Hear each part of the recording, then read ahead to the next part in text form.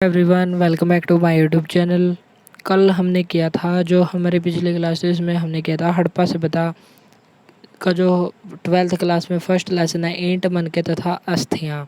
उस क्लास के हमने किए थे एक शब्द या एक लाइन वाले क्वेश्चंस के आंसर। आज हम करेंगे बहुविकल्पीय यानी कि ऑप्शन टाइप क्वेश्चन जिनको एमसीक्यू भी कहा जाता है। चलिए तो हमारा फर्स्ट क्वेश्चन है, भारत की सबसे प्राचीन सभ्यता का नाम क्या है? तो भारत की सबसे प्राचीन सभ्यता कौन सी है? तो हमारा हो जाएगा ऑप्शन नंबर ए, हड़प्पा सभ्यता। और जो वैदिक सभ्यता है वह पहली ग्रामीण सभ्यता थी। गुप्त काल और मौर्य काल ये प्राचीन काल के अंतर्गत ही आते हैं, लेकिन जो हड़प्पा सभ्यता वह आद्य ऐतिहासिक काल के अंतर्गत आती है। हड़प्पा सभ्यता कितने वर्ष पुरानी थी? लगभग 5000 वर्ष पुरानी थी।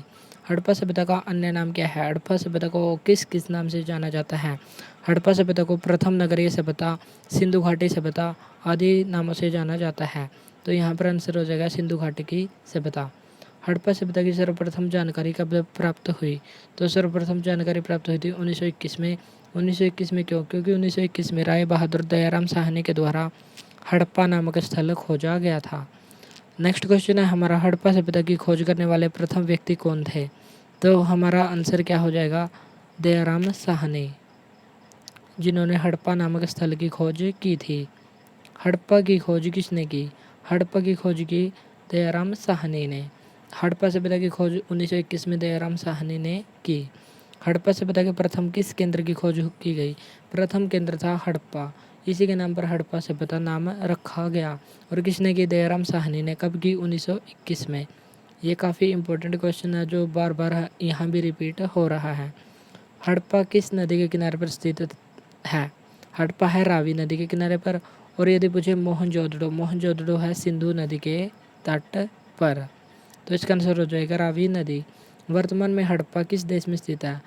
पहले तो हड़प्पा सभ्यता जो हड़प्पा स्थल है वह भारत में होता था, लेकिन जब विभाजन हुआ तो यह पाकिस्तान के अंतर्गत आ गया।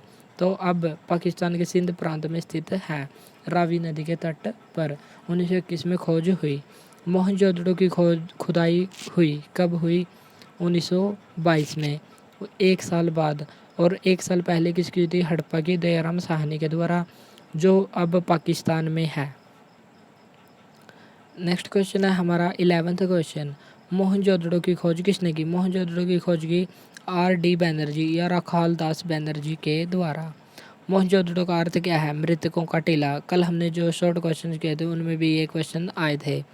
वर्तमान में मोहनजोदड़ो किस देश में स्थित है? पाकिस्तान में स्थित है। मोहनजोदड़ो कितने क्षेत्र में फैला हुआ था? कल हमने देखा था कि 125 हेक्टेयर में फैला हुआ था। तो हमारा आंसर हो जाएगा 125 हेक्टेयर। मोहनजोदड़ो किस नदी के तट पर स्थित है? मोहनजोदड़ो है सिंधु नदी के तट पर। लेकिन हड़प्पा किस नदी के तट पर स्थित है? हड़प्पा है रावी नदी के तट पर।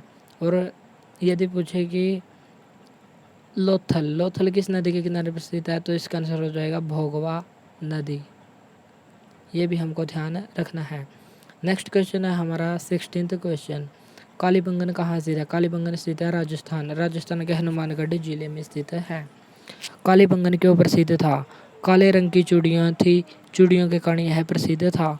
काले रंग की चूड़ियों के कारण ही इसका नाम कालीबंगन पड़ा। बनावली किस राज्य में स्थित है? बनावली है हरियाणा में स्थित है। देखिए कि यह क्वेश्चन कितनी बार रिपीट हुआ है, तो यह हमारे लिए काफ़ी इंपॉर्टेंट बन जाता है। बनावली कहाँ पर है? हरियाणा में। हरियाणा में भी कहाँ पर? हिसार जिले में स्थित है। हड़प्पा सभ्यता का कौन सा स्थल हरियाणा में है? हरियाणा में कौन कौन से स्थल हैं? बनावली, राखीगढ़ी और मिताथल। मिताथल भिवानी में स्थित है। बनावली और राखीगढ़ी ये हिसार जिले के अंतर्गत आते हैं। तो ये सभी हरियाणा में स्थित हैं। तो हमारा आंसर हो जाएगा उपरोक्त सभी। हड़प्पा सभ्यता का कौन सा स्थल हरियाणा में नहीं है? हरियाणा में कौन सा नहीं है? धौलावीरा। जो धौलावीरा है यह गुजरात राज्य में स्थित है। बनावली, मिताथल और राखीगढ़ी इनकी चर्चा हमने ऊपरले क्वेश्चन में कर ली। तो ये सभी हरियाणा में है। जो हरियाणा में नहीं है, हरियाणा में कौन सा नहीं है? धौलावीरा। ये कहाँ पर है? गुजरात में स्थित है। नेक्स्ट क्वेश्चन है हमारा लोथल। लोथल क्यों प्रसिद्ध था? लोथल बंदरगाह भी थी वहाँ पर और मन के बनाने के लिए भी प्रसिद्ध था। तो हम ऑप्शन में देखेंगे कि हमारा आंसर क्या होगा। विशाल गोदाम हमारा आंसर नहीं होगा। विशाल स्नानघर मोहनजोदड़ो प्रसिद्ध था। विशाल मूर्ति, मूर्ति हमें मोहनजोदड़ो से मिली है, जो एक पुजारी की प्रतिमा थी। लेकिन विशाल बंदरगाह हाय या मन के, दोनों का आंसर हो जाएगा लोथल। धोलावीरा कहाँ पर स्थित है? धोलावीरा स्थित है, धोलावीरा गुजरात राज्य में स्थित है। धोलावीरा जलाशय किस राज्य में स्थित है? धोलावीरा जलाशय हो या धोलावीरा, तो आंसर हो जाएगा गुजरात राज्य। नेक्स्ट क्वेश्चन है हमारा, सिंधु घाटी सभ्यता के अवशेष नहीं मिले हैं। किस राज्य से हमें सिंधु घाटी सभ्यता के अवशेष नहीं मिले हैं? पंजाब में रोपड़ से मिले हैं। राजस्थान कालीबंगन हमने स्थल देखा था। हरियाणा में हमने 3 स्थल देखे थे, मिताथल, बनावली और राखीगढ़ी। तो हमने मध्य प्रदेश से संबंधित अब तक कोई स्थल की चर्चा नहीं किया है, तो हमारा आंसर हो जाएगा मध्य प्रदेश। विशाल स्नानागार कहाँ स्थित है? विशाल स्नानागार स्थित है मोहनजोदड़ो में, और यह मोहनजोदड़ो की सबसे प्रसिद्ध इमारत थी।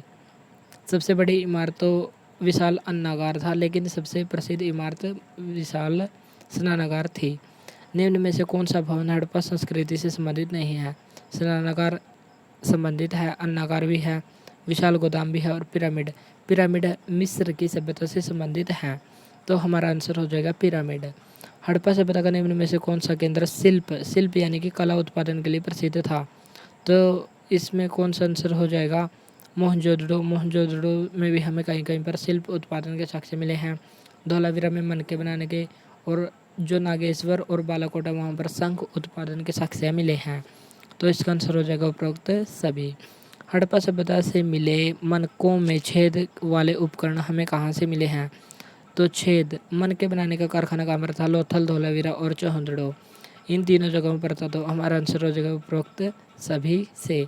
जहाँ भी हमें मनके बनाने के कारखाने मिलेंगे, वहीं पर मनकों में छेद करने वाले भी उपकरण मिलेंगे, यह स्वाभाविक सी बात है। तो चौहंदड़ो कहाँ पर स्थित है? सिंध प्रांत में, पाकिस्तान में। धोलावीरा गुजरात में है। लोथल ये भी गुजरात में है। नेक्स्ट क्वेश्चन है हमारा, हड़प्पा सभ्यता के अधिकांश मनके किस पदार्थ के बने थे? ये बने थे सिलखड़ी नामक पत्थर के, तो हमारा आंसर हो जाएगा सिलखड़ी।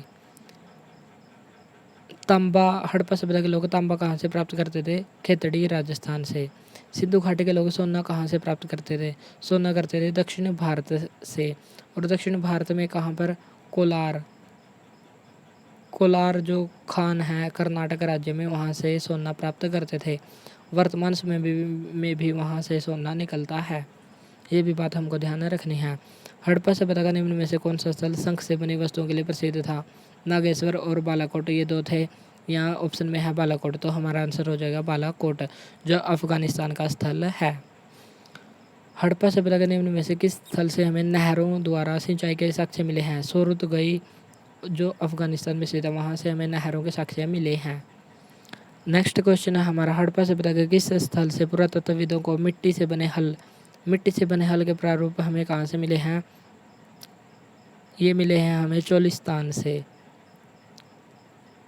बनावली से भी मिले हैं, लेकिन बनावली यहाँ पर हमारा ऑप्शन में नहीं है, तो आंसर हो जाएगा चोलिस्तान। हड़प्पा कालीन जुते हुए खेत के निशान हमें कहाँ से मिले हैं? यहाँ कालीबंगा से भी हमें, यदि पूछे कि जुते हुए खेत के निशान कहाँ से मिले, तो आंसर हो जाएगा कालीबंगा। और यदि पूछे हल का प्रारूप कहाँ से मिला है, तो आंसर हो जाएगा बनावली, तो यहाँ पर आंसर है कालीबंगन। हड़प्पा संस्कृति के लोग किस अनाज से अनभिज्ञ थे?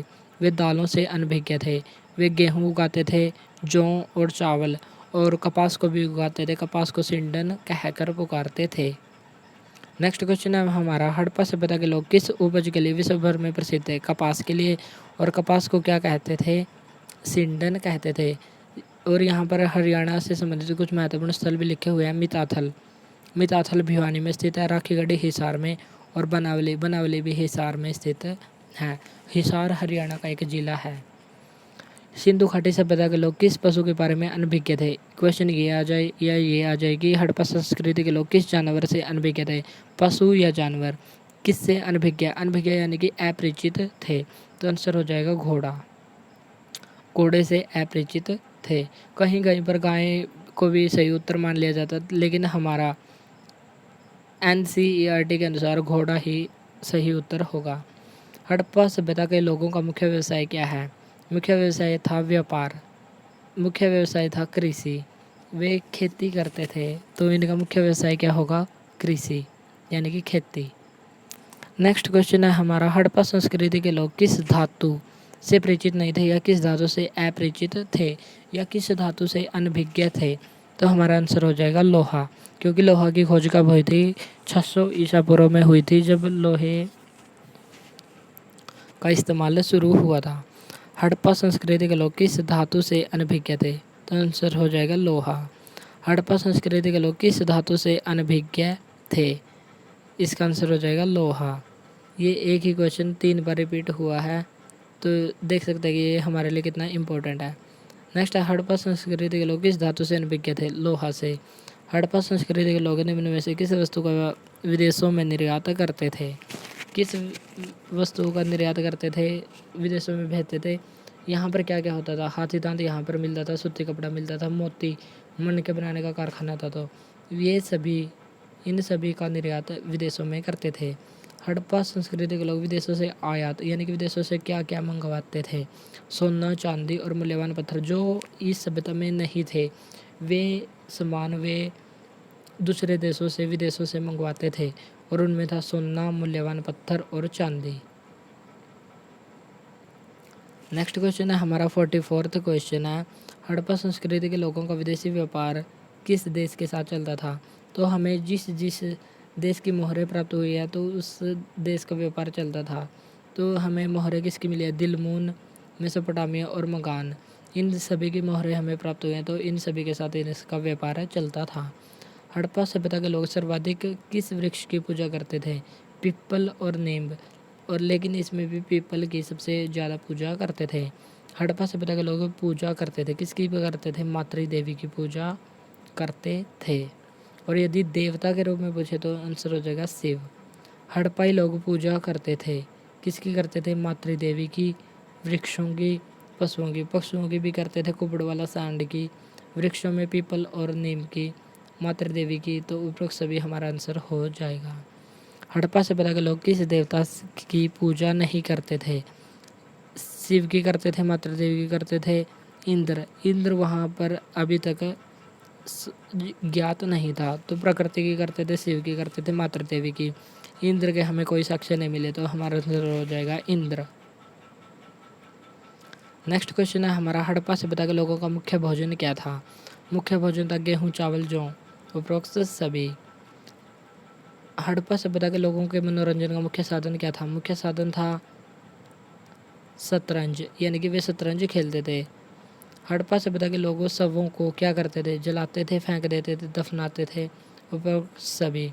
जलाते थे, दाह संस्कार, फेंक देते थे, इसको कहते हैं आंशिक समाधिकरण, और दफनाते थे, इसको कहते हैं पूर्ण समाधिकरण, तो हमारा आंसर हो जाएगा उपरोक्त सभी।